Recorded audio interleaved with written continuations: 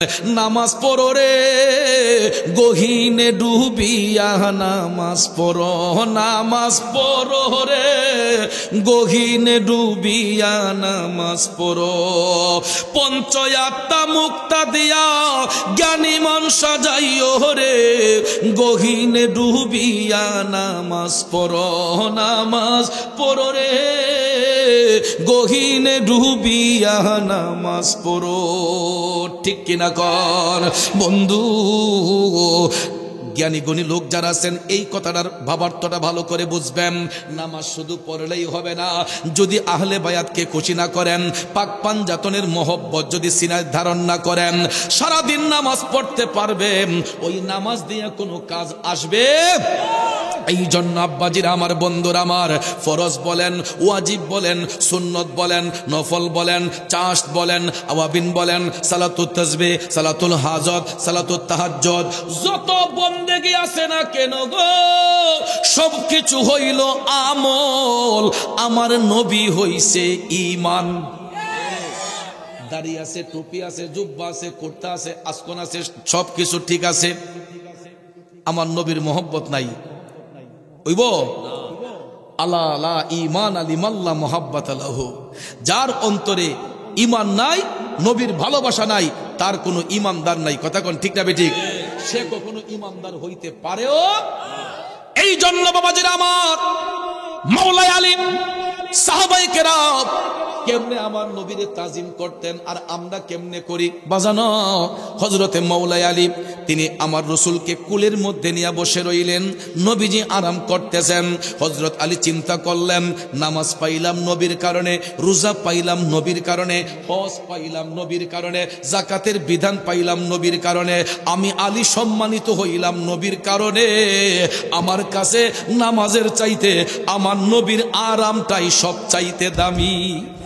যেমন বেলায়েতের সম্রাট, যার কাছ থেকে বেলায়েতের আগমন হয়, শেরে খুদা হযরতে মাওলাই আলী রাদিয়াল্লাহু তাআলা আনহু, আমার নবীজির গোলামি কইরা তিনি জান্নাতের টিকিট প্রাপ্ত হয়েছেন।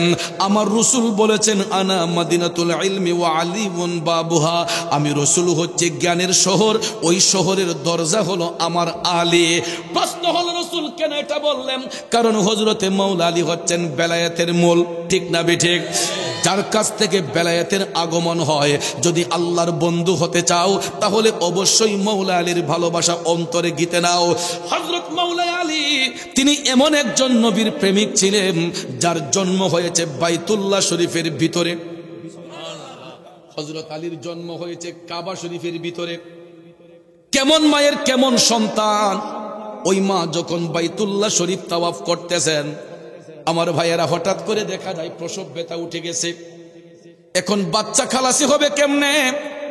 আল্লাহ রাব্বুল আলামিন আদেশ জারি করে দিলেন, সঙ্গে সঙ্গে ওনাকে বাইতুল্লাহ শরীফের ভিতরে নেওয়া হলো। কাবা শরীফের ভিতরে পৃথিবীতে একজন ব্যক্তির জন্ম হয়েছিল, উনি হচ্ছেন শেরে খুদা হযরতে মাওলাই আলী রাদিয়াল্লাহু তাআলা আনহুর। এবং একজন মাই সন্তান প্রসবের সময়, যেই মায়ের লজ্জাস্থান দিয়ে বাচ্চা প্রসবের সময় কোনো রক্ত প্রবাহমান হয় নাই, বাইতুল্লাহ শরীফের ভিতরে এক ফোঁটা রক্ত মুবারক পড়ে নাই, উনি হচ্ছেন মাওলা আলীর মা। সন্তান প্রসবের সময় একটু ব্যথাও অনুভব করে নাই, এক ফোঁটা রক্ত বাইতুল্লাহ শরীফের ভিতরে লাগে নাই। তিনি হলেন আমার নবীর প্রিয় সাহাবী, যিনি হচ্ছেন জান্নাতের টিকিট প্রাপ্ত সাহাবী, শেরে খুদা হযরতে মাওলা আলী রাদিয়াল্লাহু তাআলা আনহু। আমরা তো মুখে মুখে নবীকে ভালোবাসি বলি, কিন্তু সাহাবায়ে কেরাম তাদের জীবন দিয়ে আমার নবীরে ভালোবাসতেন। এটা কেমনে দেখুন, মাকামে সুবহায় আমার মদিনার কামলিওয়ালা নবী, মায়ার নবীর গোলামিতে হযরতে মাওলা আলী, মাওলা আলী আমার নবীর গোলামি করতেছেন। মাকামে সুবহার মধ্যে আমার দয়াল নবী যোহরের নামাজ আদায় করলেন। হযরত আলী নবীজির পিছনে ইক্তেদা করলেন। আমার রাসূল এক এক সময় এক এক ভাবে উম্মতের ঈমান পরীক্ষা করতেন। সুবহানাল্লাহ কোন? আমরাও দেখবেন, বাবা তোমরা কথা বলো না, ডিস্টার্ব হয়। একটু দুরূদ শরীফ পড়েন, আল্লাহুম্মা সাল্লি। এই তোমরা কথা বলবে না। মুহাম্মাদ আল্লাহুম্মা সাল্লি সাইয়্যিদ মুহাম্মাদ নবী শাফি মাওলানা আদনাবি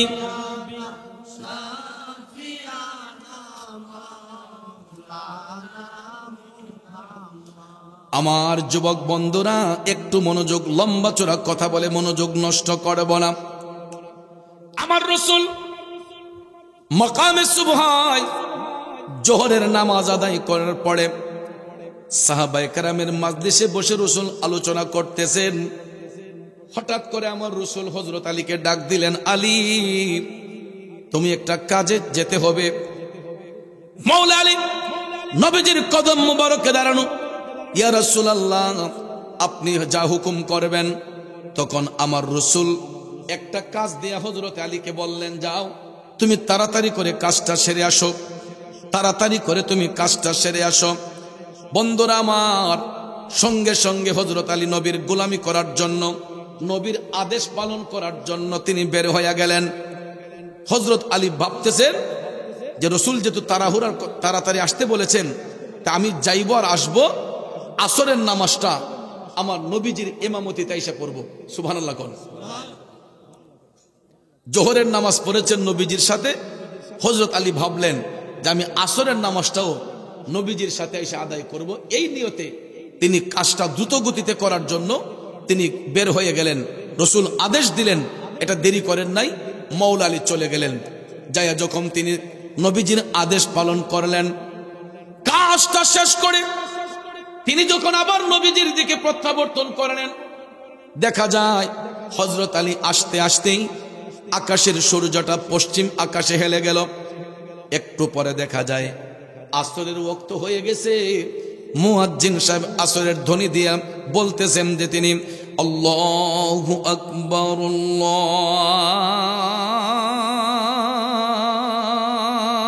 আকবার। আসরের আজান হয়ে গেল। মাওলা আলী চিন্তা করতেছে আরো যেইটুকু রাস্তা বাকি, যাইতে যাইতে তো নামাজ শেষ হয়ে যাবে, কি করব কি করব। তারপরে তিনি পেরেশানি করতেছেন আমার নবীজির সঙ্গে গিয়ে আসরের নামাজটা আদায় করবেন। এ বন্ধু, হযরত আলী আসতে আসতে দেখা যায় নামাজের ওয়াক্ত যখন হয়ে গেছে, আমার দয়াল নবী মাওলানা আলী আসার আগেই দয়াল নবী আমার আসরের নামাজ আদায় করে ফেললেন। সুবহানাল্লাহ কোন। ওয়াক্ত মোতাবেক নামাজ আদায় আমার রাসূল করে ফেললেন, টাইম মতো নামাজ পড়ে ফেলেছেন। এখন হযরত আলী একটু দ্রুত গতিতে আসলেন। আসার পরে তিনি দেখতেছেন যে নবীজির নামাজ শেষ। এখন হযরত আলী কি নামাজ পড়ছেন? উনি তো নামাজ পড়েন নাই, আসরের নামাজ পড়েন নাই। ভেবেছিলেন আমার নবীর ইমামতিতে পড়বেন, কিন্তু দয়াল নবী মাওলা আলী আসার আগে আসরের নামাজ যখন শেষ করে ফেললেন, দয়াল নবী মাওলা আলী আসার সঙ্গে সঙ্গে হযরতে আলীর কুলের মধ্যে আমার রাসূল মাওলা আলীর কুলের মধ্যে নবীজির মাথা মুবারক রেখে একটু আরাম করতেছেন। আরো জোরে কোন সুবহানাল্লাহ। আমার নবী চোখ মুবারক বন্ধ করলেন। চোখ মুবারক বন্ধ করে হযরতে মাওলা আলীর কুলের মধ্যে রাসূল একটু আরাম করতেছেন। হযরত আলী কি নামাজ পড়ছেন? নবীজি আরাম করতেছেন। মাওলা আলী চিন্তা করলেন আসরের সময় তো আর বেশি সময় থাকে না, মাগরিব সন্নিকটে থাকে। তিনি দেখতেছেন সূর্যটা প্রায় পশ্চিম আকাশের দিকে হেলে যাচ্ছে। মাওলা আলী চিন্তা করলেন কি করব, আমি নবীজিকে জাগাইবো নাকি নামাজটা পড়ব। তিনি সিদ্ধান্ত নিতে পারতেছেন না কি করবেন, যে নামাজ পড়ব নাকি নবীজির আরাম নষ্ট করব। আপনারা বলেন ওই মুহূর্তে হযরত আলীর কাছে নামাজটা বড় নাকি নবীর আরামটা বড়? বুঝা কইছেন তো বাবাজিরা আমার, যদি প্রশ্ন করি কেন নবীর আরাম বড়, প্রশ্ন যদি করি কেন নবীর আরাম বড়, তাইলে উত্তরটা দিবেন কেমনে? উত্তরটা দিবেন এইভাবে সহজে, কারণ ফরজ বলেন, ওয়াজিব বলেন, সুন্নত বলেন, নফল বলেন, মুস্তাহাব বলেন, ঢিলা বলেন, কুলুব বলেন, আসকন বলেন, জুব্বা বলেন, কুর্তা বলেন, এই সব কিছু হইছে আমল, আর আমার নবী হইছে ঈমান। এখন আপনারা কোন ঈমান বড় না আমল বড়? ঈমান বড় না আমল বড়? আমল যদি কম হয়, আমলের কারণে আল্লাহ জাহান্নামে ঠেলে দিবে না। এ শেওরাতলির বাবাজিরা মনোযোগ, আমল যদি কম হয়, আমলের কারণে আল্লাহ বান্দাকে জাহান্নামে দিবে না, হয়তো তাকে শাস্তি প্রদান করবে। কেননা আল্লাহ বলেছেন লা তাকনাতু মির রাহমাতিল্লাহ, বান্দা আমার রহমত থেকে নিরাশ হইবে না। তুই আমল যদি কম করস, আমি আল্লাহর কাছে যখন চোখের পানি চাইরা কান্দা দেস, তখন আমি আল্লাহর মায়া হইয়া যায়, দয়া হইয়া যায়। এই জন্য দেখবেন আমরা পাপীরা মিলিয়া, আমরা গুনাহগাররা মিলিয়া আমার আল্লাহরে প্রায় সময় বিনয় কইরা কই, করিম রহিম নামটি তোমার, আল্লাহু কাদের গুণী আমি পাপী ডুইবা যাইতাম নি। ও মৌলাজি তোমার রহিম নামটি থাকিতে আমি পাপী ডুইবা যাইতাম নি।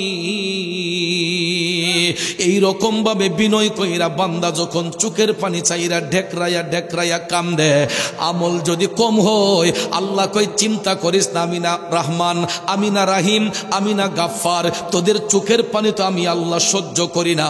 তখন বান্দারে ক্ষমা কইরা দেয়। কিন্তু ঈমান যদি না থাকে, সারাদিন আমার আল্লাহর দরবারে কান্দেন গো। আমার আল্লাহ কয় বেঈমানের কোন স্থান আমি আল্লাহর কাছে নাই। কথা কোন ঠিক কিনা? এই জন্য বাজান আপনারা বলেন নবী আগে নাকি নামাজ আগে? নবী আগে না নামাজ আগে? তাইলে আগে নবীর তাজিম, পরে হইল নামাজ, ঠিক কিনা? আগে নবীর তাজিম, পরে হইল নামাজ। ওই নামাজের অভাব নাই। দেখবেন কারবালার ময়দানে এই 10ই মুহররমের দিনে, আশুরার দিনে আমার নবীর কলিজার টুকরা নাতি ইমাম হুসাইন পুরাটা শরীর যখন রক্তাক্ত গো, পুরাটা শরীর যখন রক্তাক্ত, ক্ষত বিক্ষত, প্রায় 72টা তীরের আঘাত, 34টা বল্লমের আঘাত, 41টা তরবারির আঘাত ইমাম হুসাইনের দেহ মুবারকের মধ্যে, পুরাটা শরীরের রক্ত মুবারক ঝরে গেল। হুসাইন গোড়ার উপর টিকে থাকতে পারলেন না। মহান আশুরার দিনে 10ই মুহররমে হুসাইন কারবালার ময়দানে যখন শুয়ে গেলেন, এই পাপিষ্ট সীমার এবং ইবনে জিয়াদ ইমাম হুসাইনের বুক মুবারকের মধ্যে আইসা বসছে। হঠাৎ করে দেখা যায় আসরের আজান শোনা যায়। আল্লাহু আকবার, আল্লাহু আকবার। আমার ভাইরা, আসরের আজান যখন শোনা গেল, হুসাইনের শরীর মুবারক দিয়া রক্ত মুবারক জড়তেছে। ইমাম হুসাইন কয়ারেস, বেকুবের দলেরা, এ জাহেলের দলেরা, আজানের ধ্বনিটা হচ্ছে আমার একটু আসরের নামাজটা পড়ার সুযোগ দে। হুসাইন আসরের নামাজ পড়ার একটু সুযোগ চাইলেন। ওই জালেমের দলেরা কয় না হুসাইন, তোমার দেহ থেকে কেল্লা আলাদা করে আমরা গিয়া আসরের নামাজ পড়ব। নাউজুবিল্লাহ কর।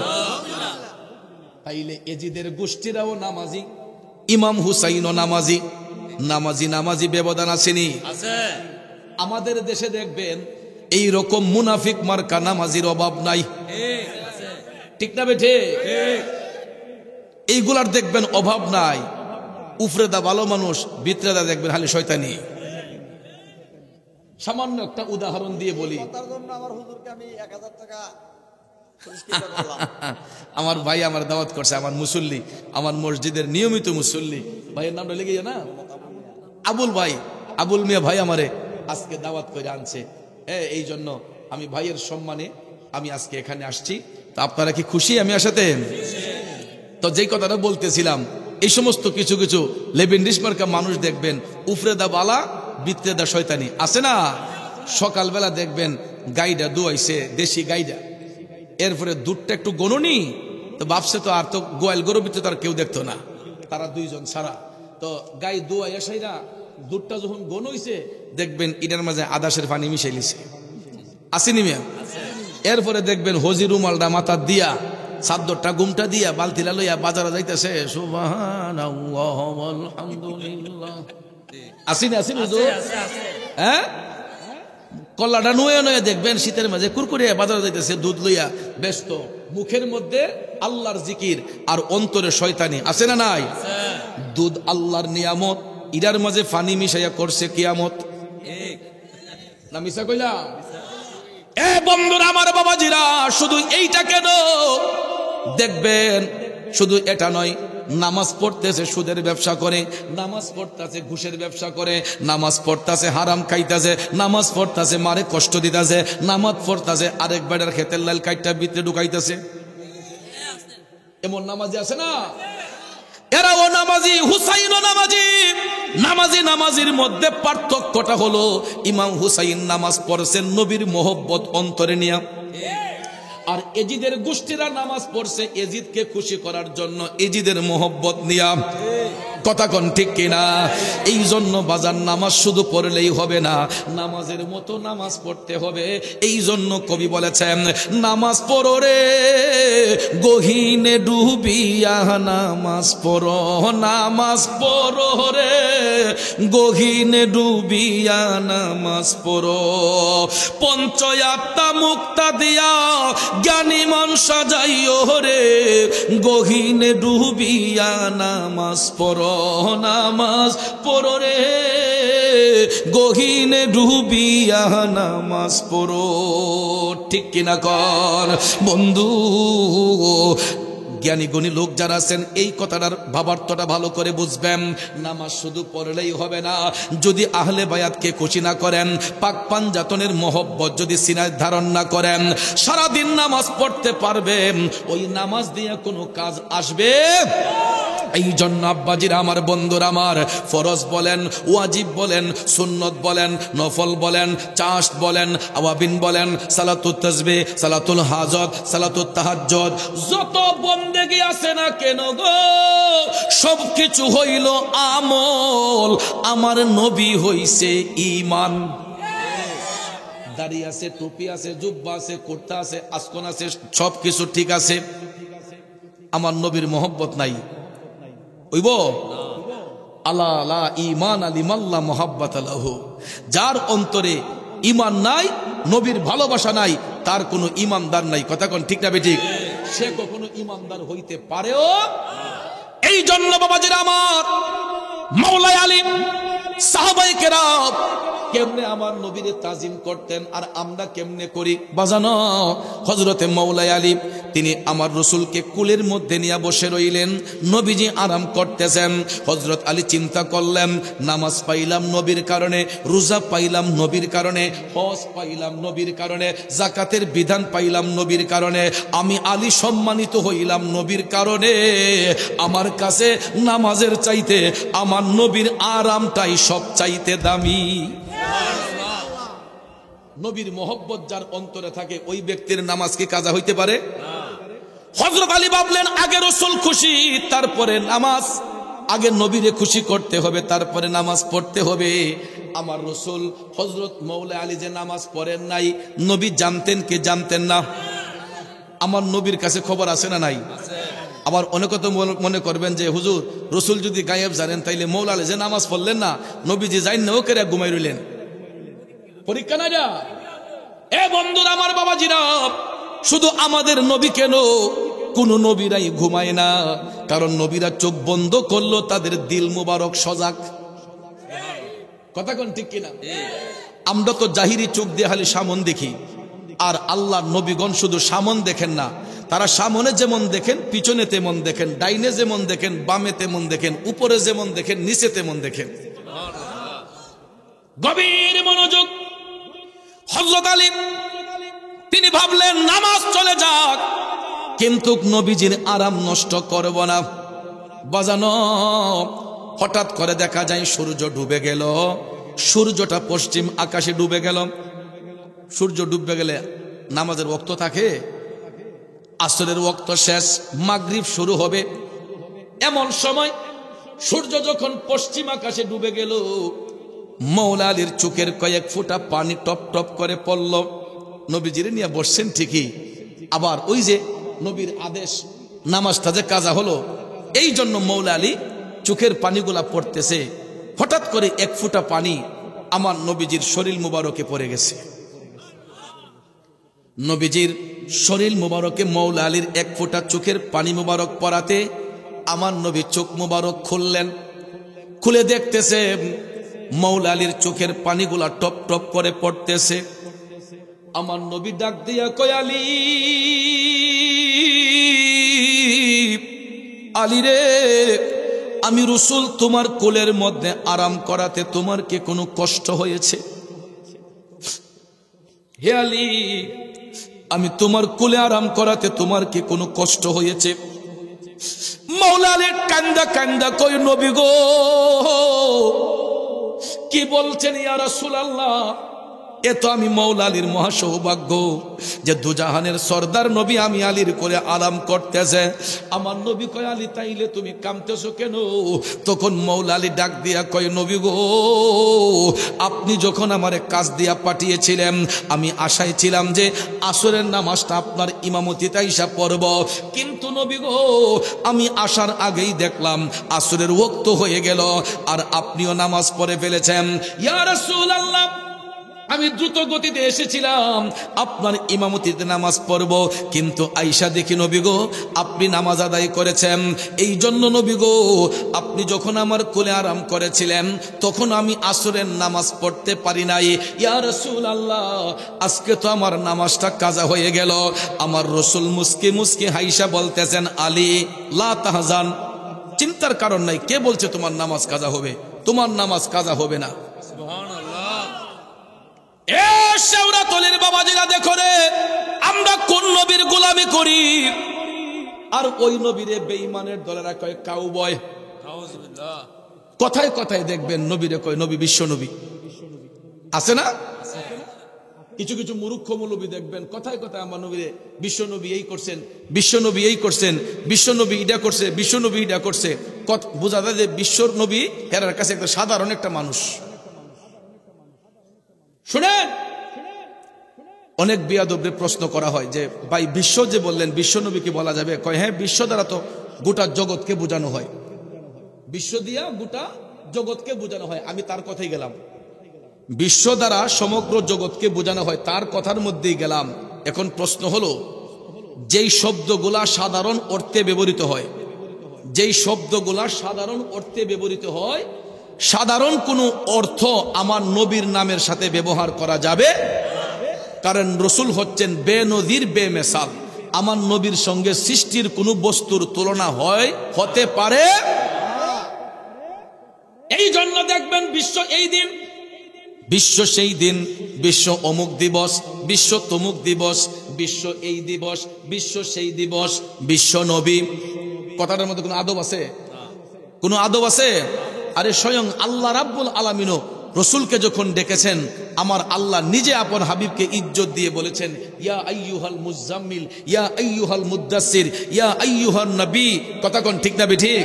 আমার আল্লাহ পর্যন্ত স্বয়ং হাবিবকে এর সম্মান দিয়ে ডেকেছেন। এবং ভাইয়ার আমার, দয়াল নবীজির 11 জন বিবি ছিলেন, যিনারা হচ্ছেন উম্মাহাতুল মুমিনিন, মুমিনদের মা।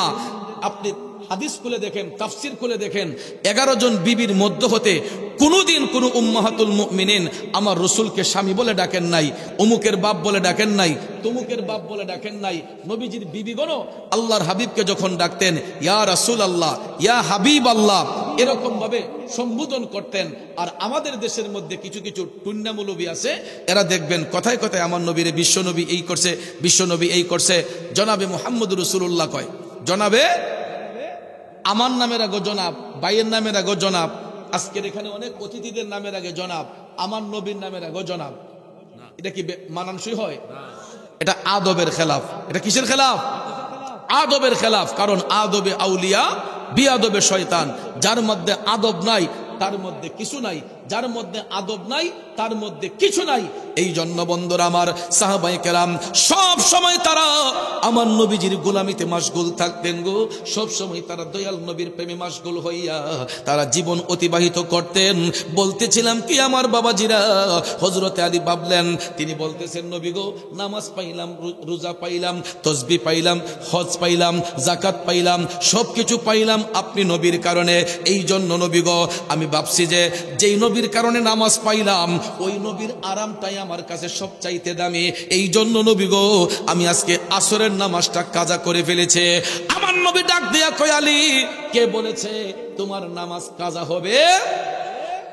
তার মানে বোঝা গেল যে আমার নবী চাইলে ডুবে যাওয়া সূর্য আবার উঠতে পারে। এই বিশ্বাস আসেনি? তো যারা আমাদের মতো রসুলকে মানুষ কয়, যারা বলে যে তিনি তো সংসার জীবন আমরার মতোই করছেন, তো ওই সমস্ত ভাইদেরকে আমি বলবো, এরা তো সূর্য রে মামা ডাহে, আমরা তো মামা ডাকছি। সূর্য মামা, সূর্য রে মামা না ডেকে একটু আব্বা ডেকে কর না, যে বা সারা জীবন তোমারে মামা ডাকছি, এখন বাপ তুমি আমার বাপ লাগো, সূর্য বাবা তুমি একটু উঠো। উঠবো নি? আমি আপনি যদি সূর্যরে মামা না কাহা ডেকে আব্বা ডেকে যদি কই যে তুমি আমার বাপ লাগো, একটু তুমি ডুববে যাও বা একটু উঠতে যাও, সূর্য নড়বো নি? বাবাজির আমার, বন্ধুরা আমার, আমি আপনি মানুষ। এই জন্য মানুষ হিসেবে চন্দ্র সূর্য আমাদের কমান্ড মানে না। আর আমার রসুল নুরুন আলা নূর, চন্দ্র সূর্য আমার নবীর কমান্ড মানতে বাধ্য। ঠিক না ঠিক? চন্দ্র সূর্য আমার নবীর কমান্ড মানতে বাধ্য। কিন্তু আমরা তো দেখতে যেমন মানুষ, আমরা নিশ্চয়ই মানুষ। আমরা সূর্যের সাথে বাহাদুরি করতে পারি না। দিনের আকাশে সূর্য উদিত না হলে আমরা দিনের আলো দেখতে পাই না। রাতের আকাশে চন্দ্র উদিত না হলে আমরা চাঁদের আলো দেখতে পাই না। এই জন্য ভাইয়ের আমার, আমরা চন্দ্র সূর্যের সাথে বাহাদুরি কর। চন্দ্র সূর্য কেন, এই বাতিটার লোকে বাহাদুরি নাই আমাদের। কারণ এই যে বাতি ছাড়া প্যান্ডেলটা আলোকিত না অন্ধকার। এই ডাইনামা যদি চলে যায়, প্যান্ডেলের কোনো মূল্য আছে? কথা কোন আছে? প্যান্ডেলের কোনো মূল্য নাই। তাহলে এই প্যান্ডেলকে আলোকিত করার জন্য আমাদের এই প্রধান সৌভাগ্য হিসাবে আসছে নাকি? ঠিক করে নারায়ে তাকবীর, নারায়ে রিসালাত, নারায়ে রিসালাত। পীরে কামিল আলহাজ হযরত মাওলানা সৈয়দ আবু মুসা সিদ্দিকী পিসা হুজুরের আগমন, পিসাব কেবলার আগমন, শুভেচ্ছার স্বাগতম। কিতা রে বেটা, তোরা সেত নাই দি শুনলো কিতা কই বইলাম আমি? আরেকটা যদি তাকবীর দেন, নারায়ে তাকবীর, নারায়ে রিসালাত। পিসাব হুজুরের আগমন, টিগরের পিসাব হুজুরের আগমন, শুভেচ্ছার স্বাগত। সকলে বলি মারহাবা। বাবাজিরা আমার, টিগর দরবার শরীফ এটাও আওলাদ রসুলের দরবার।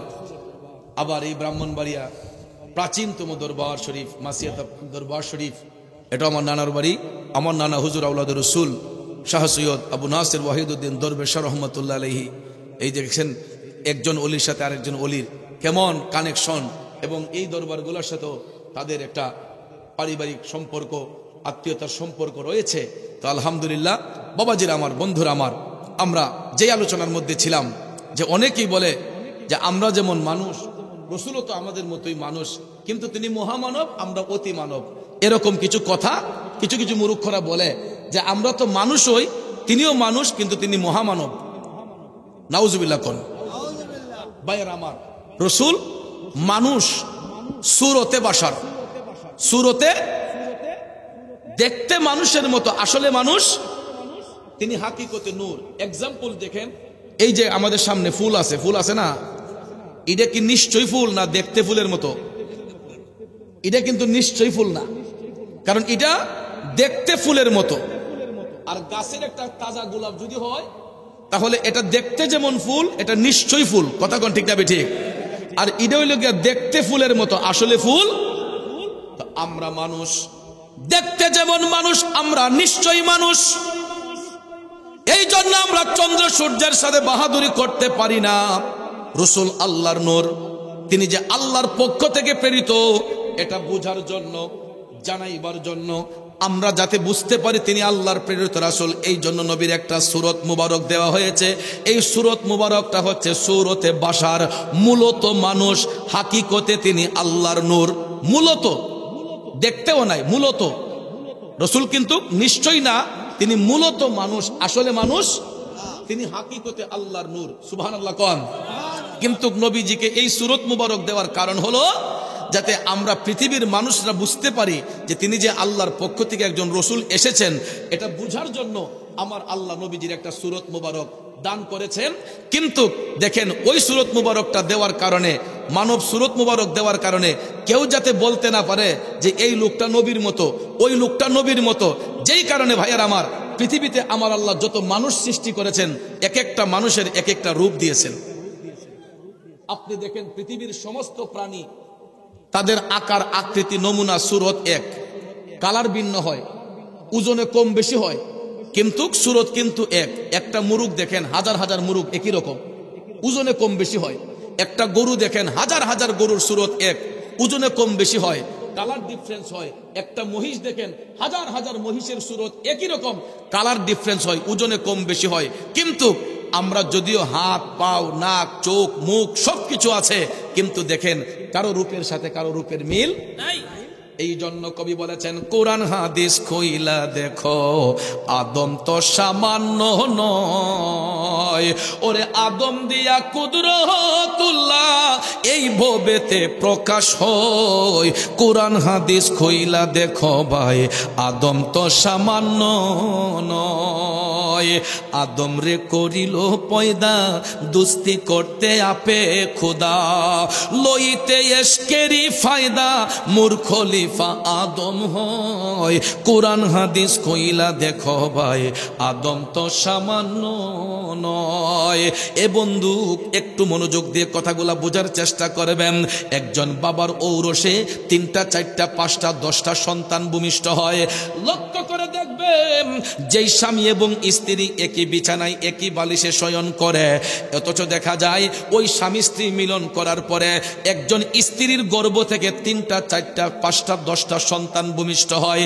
ভূমিষ্ঠ হওয়ার পরে দেখবেন বাবার চেহারার সঙ্গে একটা সন্তানের চেহারার মিল নাই, মায়ের চেহারার সঙ্গে স্বামীর চেহারার মিল নাই, মায়ের চেহারার সঙ্গে একটা সন্তানের মিল নাই।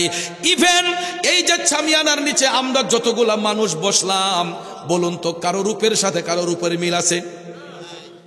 পীরে কামেল আলহাজ হযরত মাওলানা সৈয়দ আবু মুসা সিদ্দিকী পীর সাহেব হুজুরের চেহারার দিকে তাকাইয়া দেখেন, আমার আল্লাহ এই ব্যক্তিটারে যেই সুরত দিয়া বানাইছে, সারাটা পৃথিবী ঘুরে দেখেন তো এই সুরতের আরেকজন আবু মুসা সিদ্দিকী পীর সাহেব হুজুর পাইবেননি? আমি মুরাদ চৌধুরীর চেহারার দিকে তাকাম, সারাটা পৃথিবী ঘুরে দেখেন তো এই চেহারার হুবহু আর একটা মুরাদ চৌধুরী পাইবেননি? আমার ভাইজানের চেহারার দিকে তাকাম তো এই চেহারার আরেকটা লোক পাইবেননি? শুধু আমরা কেন, প্রত্যেকটা মানুষের চেহারার দিকে তাকাম, আমরা তো মুখ দিয়ে কইলাই যে এই সাধারণ মানুষ, এটা একটা সাধারণ মানুষ, আর এটা পাগল মানুষ।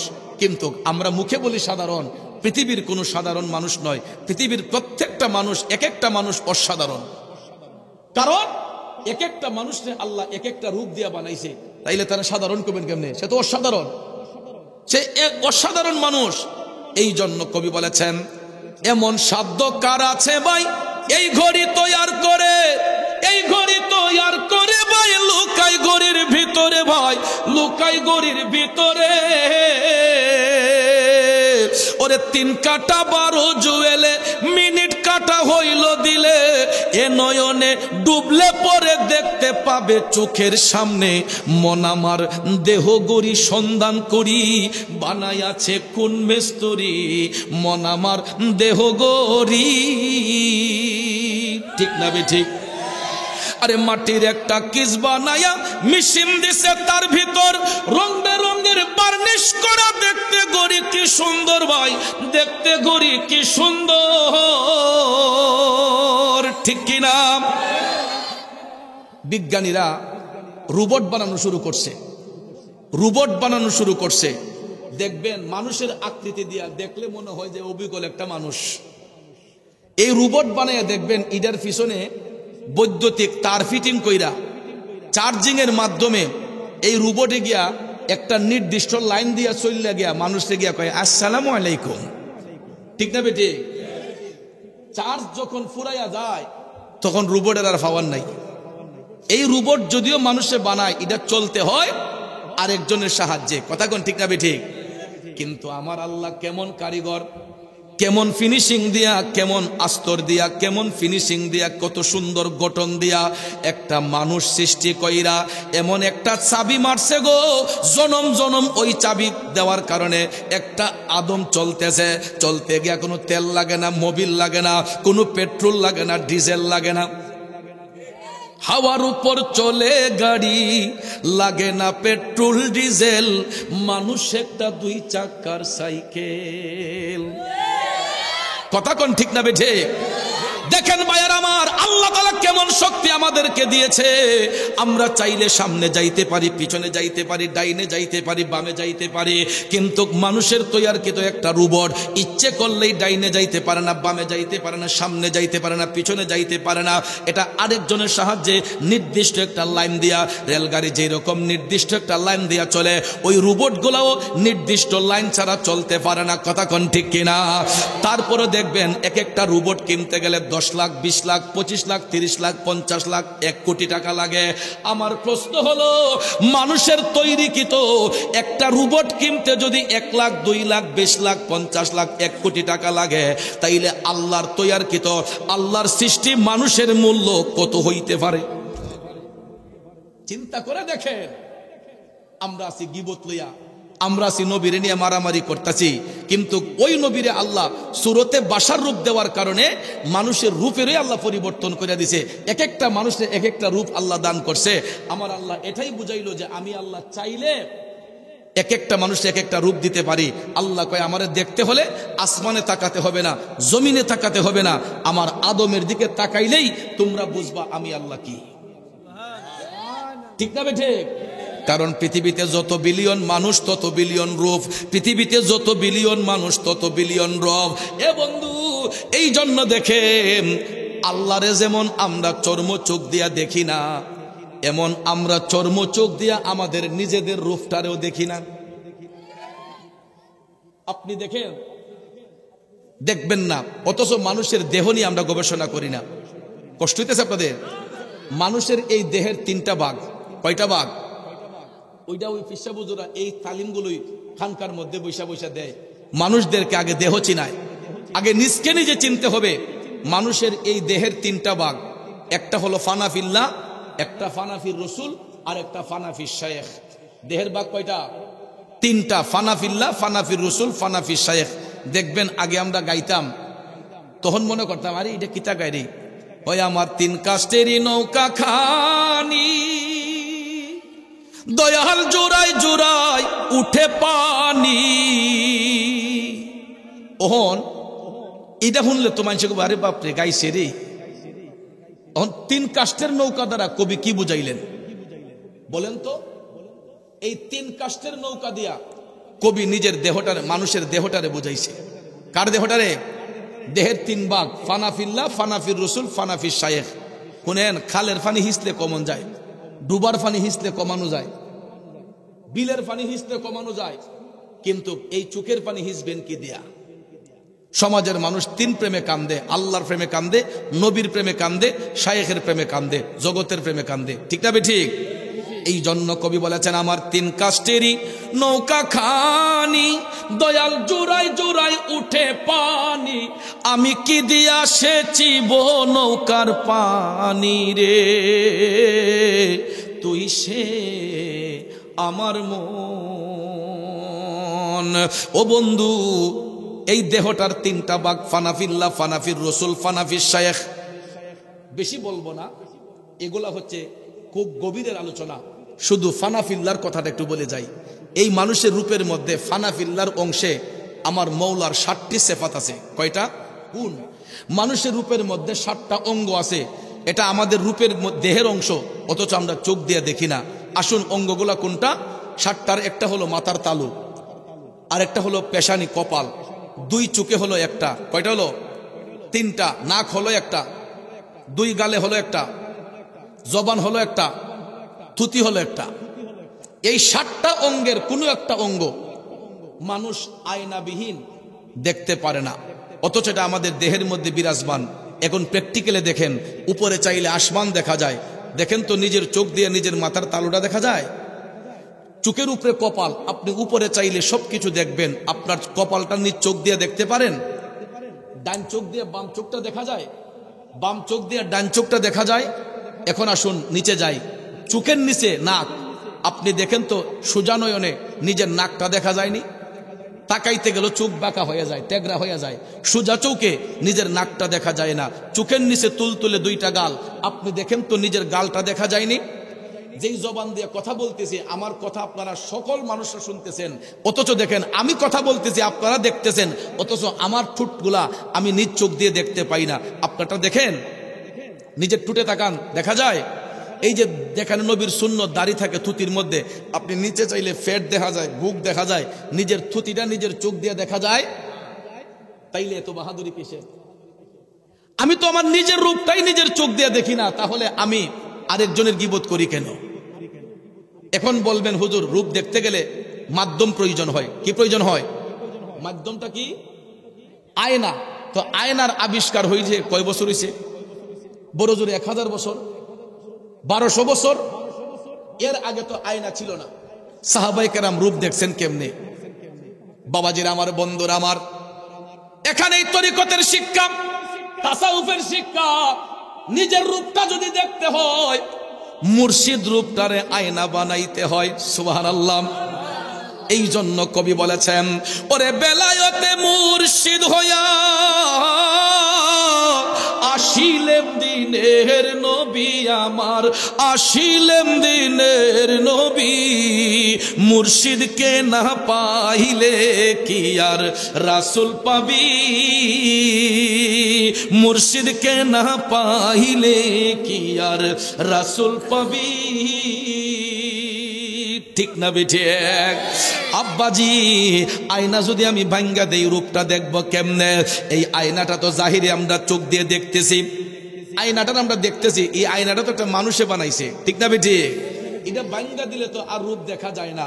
তাহলে এই আয়নার আবিষ্কার হয়েছে আমার রসুলের চেহারায় আনোয়ারকে রিচার্জ করে বিজ্ঞানীরা এই আয়নার আবিষ্কার করছে। জুড়ে কন্যা সুবহানাল্লাহ। এই জন্য সিলেটের কবি হাসন রাজা কয়, ভাবনা চিন্তা দূর হইল আমার মুর্শিদ কুলে পাইয়া, নাচে নাচে হাসন রাজা মুর্শিদের পাইয়া, আপনার রূপ দেখিলাম রে, রূপ দেখিলাম রে নয়নে, আপনার রূপ দেখিলাম রে। খারাপ লাগতেছে বাবাজিরাম, ও বাজান। এই জন্য নিজের রূপটা যদি দেখতে হয়, আসল রূপটা যদি দেখতে হয়, মুর্শিদ প্রেমে ফানা হয়ে যেতে হয়। আর মুর্শিদ প্রেমে এই কারণে ফানা হইব, ওই বেলায়েতের মুর্শিদরা আমার নবীর গোলামি করছে। ঠিক না বেঠে? কারণ বেলায়েত অর্জন তারাই করছে যারা মৌলা আলীকে ভালোবাসছে, যারা মৌলা আলীর গোলামি করছে। কারণ মৌলা আলী গোলামি করছেন আমার নবীজের। রসুল ডাক দিয়া বললেন, আলী অসুবিধা নাই, তোমার নামাজ কাজা হবে না। এই বলে হযরত আলী অবাক হয়ে গেলেন, এটা কেমনে? তখন আমার রসুল আঙ্গুল মুবারক ইশারা করে ডুবে যাওয়া সূর্যের দিকে রসুল ডাক দিলেন, এ ডুবে যাওয়া সূর্য, তুমি যেখানেই অস্তমিত হয়েছো, আমি রসুল তোমাকে আদেশ করলাম, যেখানে আসলে আসরের ওয়াক্ত শুরু হয়, আল্লাহর হুকুমে তুমি সেই জায়গার মধ্যে চলে আসো। আসবনি? নবীজির আঙ্গুলের ইশারায় ডুবে যাওয়া সূর্য আবার উদয় হইয়া যায়। সুবহানাল্লাহ। হযরত আলীর নামাজ তখন কাজা হলো না, যার প্রেমেতে পাগল আমরা তিনি মদিনা, যার প্রেমেতে পাগল আমরা তিনি মদিনা। ঠিক না বেঠে? বাবাজির আমার, ওই নবীর গোলামি করাতে ডুবে যাওয়া সূর্য উদয় হয়ে গেল। আসরের ওয়াক্ত যেরকম শুরু হয় এরকম হয়ে গেছে। রসুল ডাক দিলেন, আলী আর দেরি করো না, নামাজ পড়ো। হযরত আলী নামাজ পড়ার সাথে সাথে আমার দয়াল নবী আবার বললেন, এ সূর্য যাও তোমার আসল জায়গায় চলে যাও। নবীজি ইশারা করার সঙ্গে সঙ্গে আবার সূর্য ডুবে গেছে। মাগরিবের আজান হলো, আমার নবী ইমামতির মুসল্লায়, সমস্ত সাহাবায়ে কেরাম নবীর পিছনে ইক্তেদায়। এটাই হলো ইশকে মুস্তাফার প্রেম, হুব্বে মুস্তাফার প্রেম। যারা নবীর গোলামি করে, নবীর গোলামদের নামাজ কখনো কাজা হইতে পারে। এই জন্য আমরা যেখানেই থাকি আর কিছু না করি, নবীর গোলামির মাধ্যমে 5 ওয়াক্ত নামাজ পড়ব, হালাল রিজিক খাবো। রাজি আছেন সবাই? কারণ আমি বিস্তারিত আলোচনা করতে গেলে আরো অনেক সময়ের ব্যবধান দরকার। বন্ধুরা আমার, বাবাজিরা, এটা মেরাজের রজবের চাঁদ, মেরাজুন নবী। আগামী সোমবারে হয়তো দিবাগত রাত পবিত্র লাইলাতুল মেরাজ, তো 27 তারিখ মনে হয় ইংরেজি, 27 তারিখেই 27 রাত পড়বে। তো আপনারা সকলেই সারা রাত সজাগ থেকে এই মেরাজুন নবীর রাতে বেশি বেশি করে আমল বন্দেগি করবেন। কারণ দয়াল নবীর এই সফরের মাধ্যমে আজকে আমরা যে নামাজ পাইলাম, রোজা পাইলাম, জান্নাত জাহান্নাম, পাক নাফাক, হালাল হারাম, এইগুলা যে চিনছি, একমাত্র আমার রসুলকে আল্লাহ তাআলা মেরাজ শরীফে নিয়া এই সব কিছু দেখানোর কারণে আজকে দয়াল নবী মেরাজ শেষ করে আইসা উম্মতকে বলে দিয়েছেন, জান্নাত এমন হবে, জাহান্নামটা এমন হবে, মা বাপের খেদমত করলে এরকম পুরস্কার, মা বাপের সাথে বিয়াদবি করলে এরকম পুরস্কার। এই যে শিক্ষাগুলো আমরা পাইলাম একমাত্র আমার নবীর মেরাজের কারণে। এই জন্য বাবাজিরা আমার, এই মাস আসলেই রসুল আল্লাহর কাছে দোয়া করতেন, আল্লাহুম্মা বারিক লানা ফি রজব ওয়া শাবান ওয়া বাল্লিগনা ইলা শাহরি রমাদান। রসুল আল্লাহর কাছে অ্যাপ্লিকেশন করতেন, কারণ রজব মাস আসলেই রমজানের গন্ধ চলে আসে। এই জন্য ভাইয়েরা আমার, আমি আমার জুমার মধ্যে প্রতি জুমার দিনে ধারাবাহিক আলোচনা রাখি। আমি আমার আবুল হোসেন ভাইরা আজকে দেখেছেন আমার জুমাতে আমি মেরাজের আলোচনা কইরা আজকে গিয়ে শেষ করছি বাইতুল মুকাদ্দাসে। আমার দয়াল নবী গিয়ে উপস্থিত হয়েছেন খানায়ে কাবা থেকে বাইতুল মুকাদ্দাস। ইনশাআল্লাহ মেরাজের রাতে বাকিটা শেষ করব আমার মসজিদে, মেহেরচান জামে মসজিদে, যদি আল্লাহ তৌফিক দেন। তো আমার আবুল হোসেন ভাই আমাকে মহব্বত করে এই শেওরাতুলির মাহফিলে ইনভাইট করেছিলেন। তো যদিও আরেকটা প্রোগ্রাম আজকে ছিল, কিন্তু যেই কোনো কারণে আমি প্রোগ্রামটা ক্যান্সেল করে দিয়া আপনাদের প্রোগ্রামটাকেই আমি বলবান রেখেছি। এই জন্য ভাইয়ার আমার, আমি সব সময় ওয়াদাবদ্ধ। আমি যেখানে ওয়াদা দেই আমি চেষ্টা করি যে আমার ওয়াদা রক্ষা করার জন্য। আজকে কিন্তু আমার টাইম ছিল অ্যাকচুয়ালি 12টার সময়, আমি ডায়েরিতে লিখেওছি যে রাত্রে 12টায়, কিন্তু ওই প্রোগ্রামটা ক্যান্সেল হওয়ার কারণে আবুল হোসেন ভাইরে বলছি যে আমি ইনশাল্লাহ আগে আসতে পারবো। ইনশাল্লাহ আমি আমার টাইমের যথেষ্ট পরিমাণ আগে আপনাদের মধ্যে এসে উপস্থিত হয়েছি। আমি আসাতে আপনারা খুশি না বেজার?